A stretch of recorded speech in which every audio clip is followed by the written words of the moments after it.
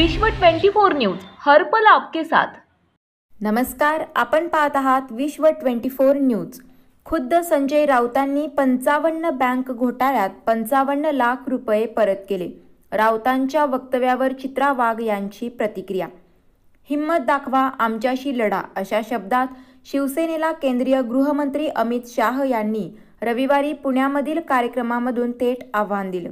या आव्हानाला शिवसेनेचे खासदार आणि मुख्य प्रवक्ते संजय राऊत यांनी उत्तर दिलं आहे।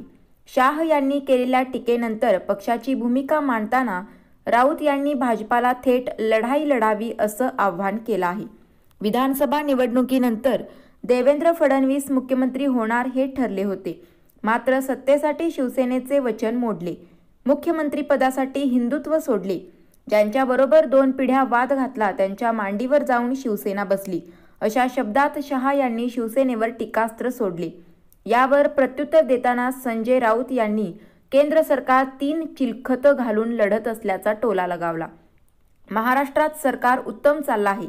केंद्राने प्रयत्न करून सुद्धा सरकारचा एक कवचा सुद्धा उडालेला नाही, याचं दुःख आम्ही समजू शकतो।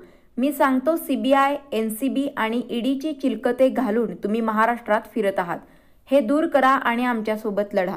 आम्ही छातीवर वार घेणारे आहोत, पाठीमागून प्रतिहल्ले करत नाही। समोर लढायचे आम्हाला शिकू नका असा टोला संजय राऊत यांनी लगावला आहे। त्यावर आता भाजपाच्या राष्ट्रीय कार्यकारिणी सदस्य आणि प्रदेश उपाध्यक्षा चित्रा वाघ यांनी संजय राऊत यांना उत्तर दिलं आहे। महाविकास आघाडी सरकारच्या मंत्र्यांनी राज्याला लुटण्यासाठी आणि चौकशीपासून पळवाट काढण्यासाठी सत्तेचा वापर चिलखतासारखा केला असल्याचे चित्रा वाघ यांनी म्हटलं आहे। ED, CBIचा वापर चिलखतासारखा केल्याचा सर्वज्ञानी संजय राऊत म्हणतायत।